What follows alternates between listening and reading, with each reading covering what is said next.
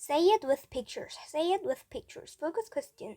How were pictures used to communicate in the past and why are they still used today? Introduction. Would you know what to do if you saw this sign? This traffic signal is easy to understand with just pictures. People have used pictures to communicate for much longer than they've used written words. Picture languages have been used to tell stories and give information. Signs of ancient picture languages are still around today.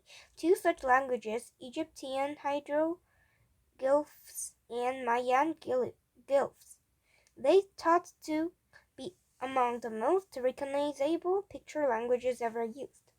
The language of the gods. Travelers to modern Egypt don't have to search hard to see the ancient picture language known as hieroglyphs.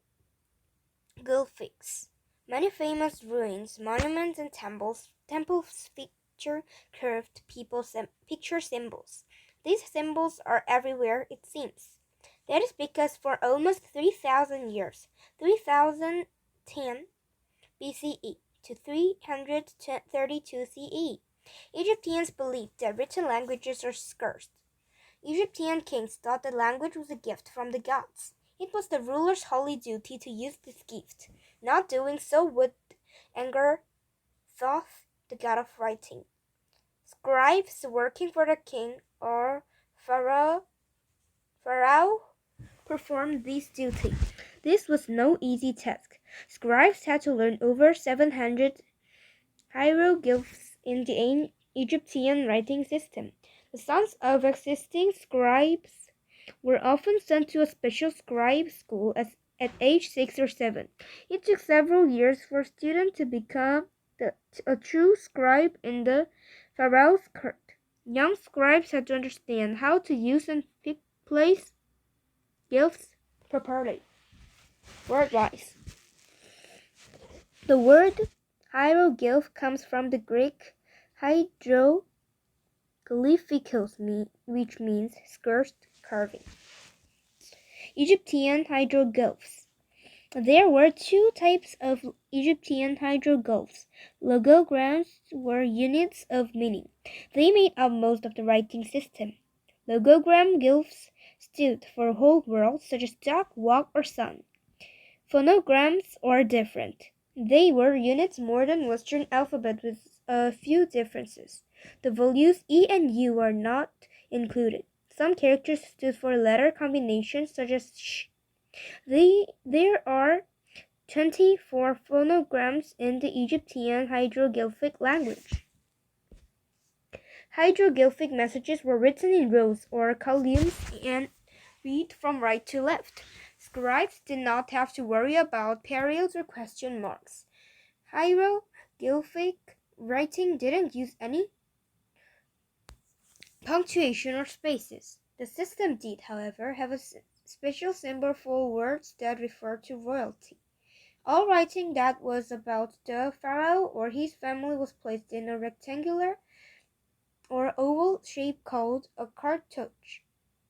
The cartouche shape stood for the flat earth and sun passing over it. It was used to show the pharaoh's power over everything.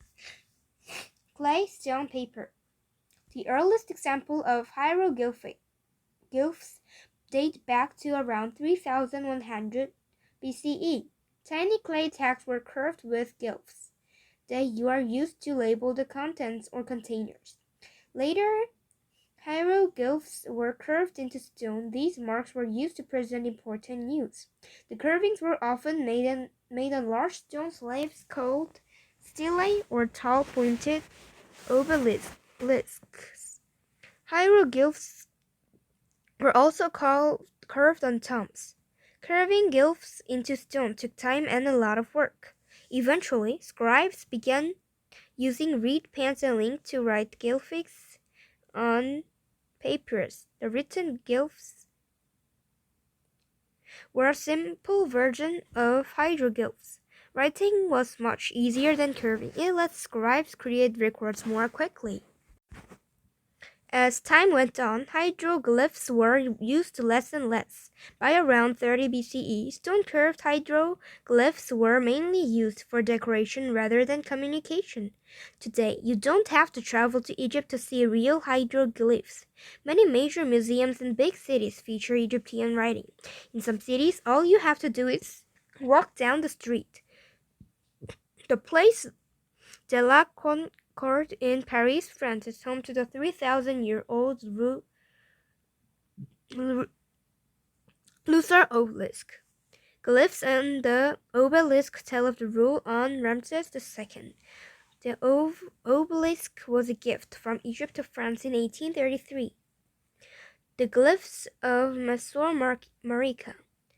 As the use of Egyptian hieroglyphs was decreasing, the use of another pictographic writing system was increasing.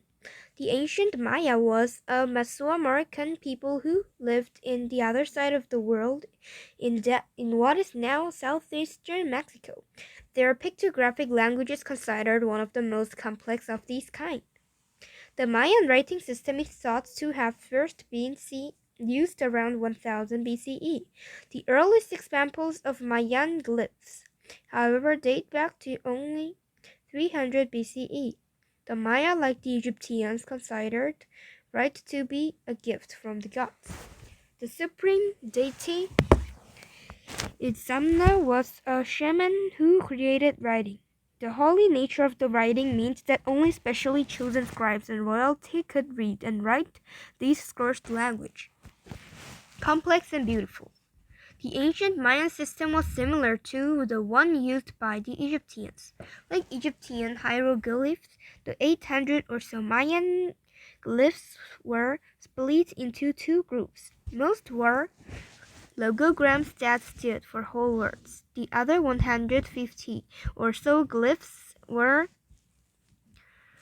syllables that could be used as prefixes and suffixes. The Maya did not have an alphabet with individual glyphs representing individual sounds. Mayan words were written by grouping glyphs together in a square cartouche. A Mayan cartouche was a cluster of glyphs that went together, sort of like words in a sentence. The squares were organized into a grid. They were placed in paired columns and read from left to right, they down in a zigzag pattern. Mayan scribes took great care when creating a beautiful cartouche. The design of each was a source of pride. Scribes wanted their work to stand out and arrange the glyphs as they thought best. This made each message unequally beautiful, but also made reading it a bit difficult since the same ideas could be shown in different ways. The life of Mayan scribes. Just as Egyptian scribes were important to the pharaoh, Mayan scribes were important to tribal kings. Scribes wrote text used in religious ceremonies. They used porcupine quill brushes to write glyphs in deerskin books. Mayan writing was often used to record a king's victories in battle. Monuments and temples and glyphs curved into their stone walls and obelisks. The messages were kind of propaganda written to tell about the ruler's successes. The displays were a way for rulers to show power. It's about time. Many Mayan documents were about timekeeping. The Maya were skilled astronomers. Their calendar had 365 days divided into 18 20-day months. 5 leftover days, called Wayeb, were thought to be unlucky. It was up to the scribes to post these messages in public. This was easy and safe for scribes of a victorious king.